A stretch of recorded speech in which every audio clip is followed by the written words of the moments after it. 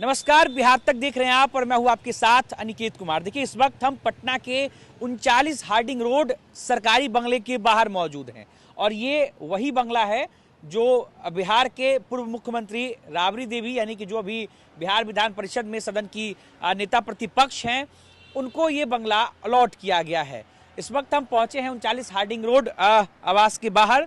इस बंगले की स्थिति को देखने के लिए, इस बंगले की स्थिति को जानने के लिए हमारी कोशिश थी कि हम इस बंगले के अंदर जाकर के यहाँ की जो तस्वीरें हैं वो जरूर दिखाएं, लेकिन चूंकि भवन निर्माण विभाग के तरफ से इस बंगले को फिलहाल अंदर से बंद रखा गया है, अंदर प्रवेश करना जो है वो फिलहाल मना है। लेकिन बाहर से हम आपको तस्वीर दिखाएंगे और इस बंगले की जो स्थिति है वो भी हम आपको आज बताने की कोशिश करेंगे। जो हमने यहाँ पर मौजूद केयर टेकर से ऑफ कैमरे बातचीत की, अंदर की स्थिति क्या है उन्होंने मुझे बताया है। सबसे पहले तो आप इस बंगले के अगर नेम प्लेट को देखेंगे तो ये नेम प्लेट आज भी अपने नए मालिक का इंतजार कर रहा है कि जो यहाँ पर रहने आएगा उसके नाम का यहाँ पर नेम प्लेट लगेगा। पिछले कुछ सालों से यहाँ पर नेम प्लेट नहीं चिपका है। आप अगर दोनों तरफ देखेंगे, जहाँ पर आमतौर पर कि नेम प्लेट लिखा होता है, बंगले का नंबर लिखा होता है, वो जो है यहाँ पर उखड़ा हुआ है। आप यहाँ भी देखेंगे जो डिजिटल वाला नेम प्लेट लास्ट टाइम लगा होगा वो भी यहाँ पर खराब पड़ी है, यानी कि नया नेम प्लेट यहाँ पर नहीं लगा है। अब बात रही कि जब राबड़ी परिवार को, लालू परिवार को ये बंगला अलॉट कर दिया गया है, तो सवाल ये है कि आखिरकार राबड़ी परिवार कब तक इस बंगले में शिफ्ट होंगे। अभी तक इस बंगले में शिफ्ट क्यों नहीं हुए, अभी तक उन्हें हालांकि डेडलाइन भी नहीं दी गई है, उन्हें सिर्फ ये नया बंगला आवंटित किया गया है।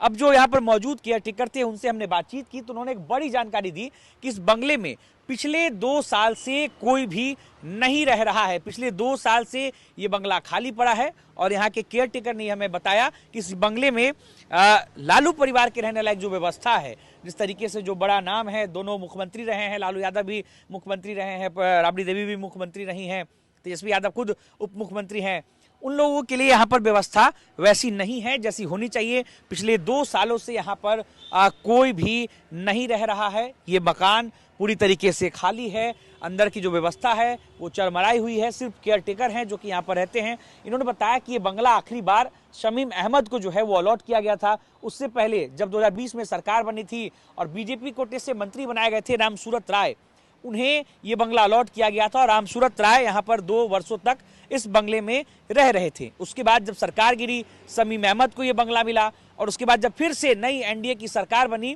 तो 2025 के चुनाव से ठीक 6 महीने पहले या फिर यूं कहें कि 1 साल पहले ये बंगला जीवेश मिश्रा को अलॉट किया गया था।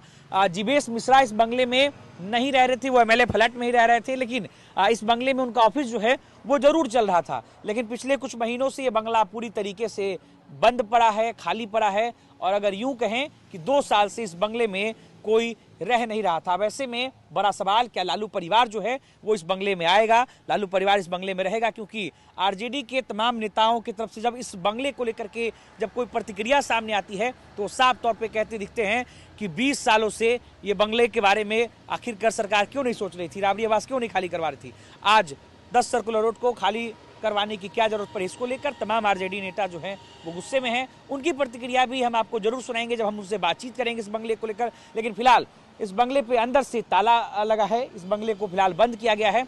अब बड़ा सवाल ये है कि जिस बंगले में लालू परिवार के रहने की व्यवस्था, उनके जैसे रहने की व्यवस्था जो है नहीं है, क्या इस बंगले में लालू परिवार आकर रहेंगे या फिर किसी और बंगले की तलाश में या फिर किसी और बंगले में लालू प्रसाद यादव जाकर रहेंगे। सहयोगी दीपेश के साथ अनिकेत कुमार, बिहार तक, पटना।